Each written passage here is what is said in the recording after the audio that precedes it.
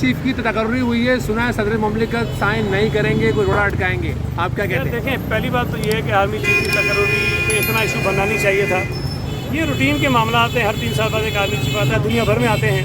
इस मुल्क में ये इमरान खान पागल और क्या से गले पड़ गया इस मुल्क के, उसने तमाम इशूज़ को जो है वो खामखा कंट्रोवर्सीज खड़ी कर दी हैं। जहाँ तक सदर पाकिस्तान की बात है, आइन के तहत सदर पाकिस्तान वज़ीर आज़म की एडवाइस पर अमल करना के पाबंद है। उनके पास ये कोई इख्तियार नहीं है कि वो उसको मुस्तरद कर सके या नाम को चेंज कर सके। तो मुझे उम्मीद है कि सदर पाकिस्तान एक मरतबा फिर कोई गैर आइनी काम नहीं करेंगे, जिस तरह पहले असम्बली उन्होंने डिज़ोल्व की थी, और अगर करेंगे तो जाहिर है कि वो आइन की वायलेशन। इमरान खान का लॉन्ग मार्च पिंडी पहुंचेगा या नहीं? मैं तो शुरू से कह रहा था कि पिंडी नहीं आएगा, ये नहीं आएगा।